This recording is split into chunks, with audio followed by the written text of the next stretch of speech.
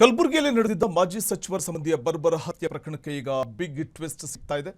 ಕೊಲೆಗಡುಕನನ್ನ ಹಿಡಿಯಲು ಹೋದ ಪೊಲೀಸರ ಮೇಲೆಯೇ ಅಟ್ಯಾಕ್ ಮಾಡುವುದಕ್ಕೆ ಆರೋಪಿ ಮುಂದಾಗಿದ್ದಾರೆ. ಈ ವೇಳೆ ಸ್ವಯಂ ರಕ್ಷಣೆಗೋಸ್ಕರ ಆತ್ಮರಕ್ಷಣೆಗೋಸ್ಕರ ಪೊಲೀಸರು ತಕ್ಕ ಶಾಸ್ತಿ ಮಾಡಿದ್ದಾರೆ. ಪ್ರಾಣಾಪಾಯದಿಂದ ಪಾರಾಗಲು ಇನ್ಸ್ಪೆಕ್ಟರ್ ನಡೆಸಿದ ಗುಂಡೇಟಿನಿಂದ ಪ್ರಮುಖ ಆರೋಪಿ ಈಗ ಹಾಸ್ಪಿಟಲ್ ಪಾಲಾಗಿದ್ದಾನೆ. ಹಾಗಾದ್ರೆ ಕೆಸರಟಗಿ ಬಳಿ ನಡೆದಂಥ ಆ ಹೈಡ್ರಾಮಾ ಏನು? ಎಲ್ಲಿದೆ ಕಂಪ್ಲೀಟ್ ರಿಪೋರ್ಟ್? ಹೌದು, ಇಲ್ಲಿ ಸ್ಟ್ರೆಚರ್ ಮೇಲೆ ಮಲಗಿ ಚಿಕಿತ್ಸೆ ಪಡೆದಿದ್ದಾನಲ್ಲ, ಇವನೇ ನೋಡಿ ಈಶ್ವರ್ ರಾಥೋಡ್. ಇತ್ತೀಚೆಗೆ ಕಲಬುರಗಿಯ ಹಳೆ ಜೇವರ್ಗಿ ರಸ್ತೆಯ ಪಿಎಟಿ ಕಾಲೋನಿಯಲ್ಲಿ ನಡೆದಿದ್ದ ಉದ್ಯಮಿ ಅನಿಲ್ ರಾಥೋಡ್ ಕೊಲೆ ಪ್ರಕರಣದ ಕಿಂಗ್ ಪಿನ್. ಏಪ್ರಿಲ್ 2ರಂದು ನಡೆದಿದ್ದ ಈ ಬರ್ಬರ ಹತ್ಯೆ ಇಡೀ ನಗರವನ್ನೇ ಬೆಚ್ಚಿ ಬಿಡಿಸಿತ್ತು. ತಲೆಮರೆಸಿಕೊಂಡಿದ್ದ ಈ ಹಂತಕನಿಗಾಗಿ ಬಲೆ ಬೀಸಿದ್ದ ಪೊಲೀಸರಿಗೆ ಸಿಕ್ಕಿದ್ದು ಖಚಿತ ಮಾಹಿತಿ.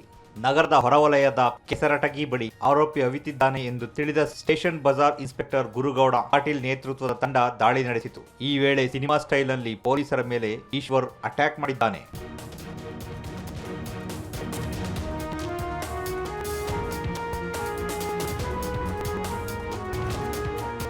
ತನ್ನನ್ನು ಬಂಧಿಸಲು ಬಂದ ಪೊಲೀಸ್ ಸಿಬ್ಬಂದಿಗಳಾದ ಶಿವಲಿಂಗ, ಅನಿಲ್ ಮತ್ತು ಸಂಗಣ್ಣನ ಮೇಲೆ ಮಾರಣಾಂತಿಕ ಹಲ್ಲೆಗೆ ಮುಂದಾಗಿದ್ದ. ಪೊಲೀಸರು ಎಚ್ಚರಿಕೆ ನೀಡಿ ಗಾಳಿಯಲ್ಲಿ ಒಂದು ಸುತ್ತು ಗುಂಡು ಹಾರಿಸಿದರೂ ಆತ ಬಗ್ಗಲಿಲ್ಲ. ಅನಿವಾರ್ಯವಾಗಿ ಇನ್ಸ್ಪೆಕ್ಟರ್ ಗುರುಗೌಡ ಪಾಟೀಲ್ ಆರೋಪಿಯ ಎಡಗಾಲಿಗೆ ಗುಂಡು ಹೊಡೆದು ಆತನನ್ನ ಸೆರೆ ಹಿಡಿದಿದ್ದಾರೆ. ಈ ಕಾರ್ಯಾಚರಣೆಯಲ್ಲಿ ಗಾಯಗೊಂಡ ಪೊಲೀಸ್ ಸಿಬ್ಬಂದಿ ಹಾಗೂ ಆರೋಪಿಯನ್ನ ಜಿಮ್ಸ್ ಆಸ್ಪತ್ರೆಗೆ ದಾಖಲಿಸಲಾಗಿದೆ. ಕಲಬುರಗಿ ನಗರದ ಸ್ಟೇಷನ್ ಬಜಾರ್ ಪೊಲೀಸ್ ಸ್ಟೇಷನ್ ವ್ಯಾಪ್ತಿಯಲ್ಲಿ 2 ದಿನಗಳ ಹಿಂದೆ ಒಬ್ಬರು ಸೆಲ್ಫ್ ಫೈನಾನ್ಷಿಯರ್ ಮತ್ತು ಅಡ್ವೊಕೇಟ್ ಅಂತ ವೃತ್ತಿಯಲ್ಲಿ ಮಾಡ್ತಾ ಇರೋರೊಬ್ಬರದ ಬರ್ಬರವಾದ ಒಂದು ಹತ್ಯೆ ಆಗಿತ್ತು. ಆ ಹಿನ್ನೆಲೆಯಲ್ಲಿ 3 ವಿಶೇಷ ತಂಡಗಳನ್ನು ಮಾಡಲಾಗಿತ್ತು. 3 ತಂಡಗಳ ವಿಶೇಷ ತಂಡಗಳ ಕಾರ್ಯಾಚರಣೆಯಿಂದ ಆ ಪ್ರಕರಣದಲ್ಲಿ ಭಾಗಿಯಾಗಿರುವ 3 ಜನ ಆರೋಪಿಗಳನ್ನು ಇವತ್ತು ವಶಪಡಿಸಿಕೊಳ್ಳಲಾಯಿತು.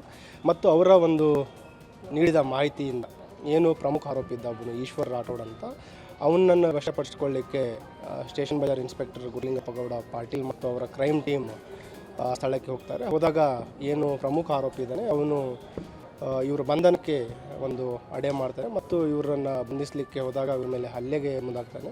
ಅವನು ಹಲ್ಲೆ ಮಾಡಿದಾಗ ಶಾರ್ಪ್ ವೆಪನ್ನಿಂದ ಹಲ್ಲೆ ಮಾಡ್ತಾನೆ. ಹಲ್ಲೆ ಮಾಡಿದಾಗ 3 ಜನ ನಮ್ಮ ಪೊಲೀಸ್ ಸಿಬ್ಬಂದಿಯವರು ಅನಿಲ್, ಶಿವಲಿಂಗ್ ಮತ್ತು ಸಂಗಣ್ಣ ಅಂತ 3 ಜನ ಕ್ರೈಮ್ ಸ್ಟಾಫ್ ಹಲ್ಲೆ ಗಾಯಗೊಂಡಿದ್ದಾರೆ.